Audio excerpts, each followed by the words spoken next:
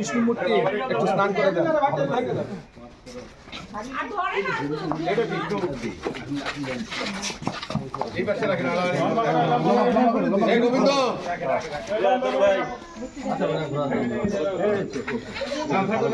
নোয়াগাঁর পোরশা উপজেলা নিতপুর সদর থেকে একটি কোষ্ঠী পাথরের বিষ্ণু মূর্তি উদ্ধার করেছে পোরশা থানা পুলিশ। দর্শক দেখতে পাচ্ছেন, এই যে দেখেন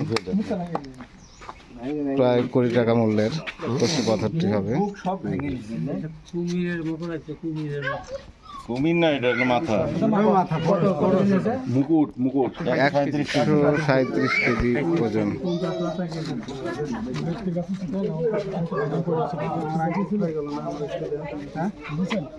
এটা কি সদ্য কোনো ভাঙ্গা আছে?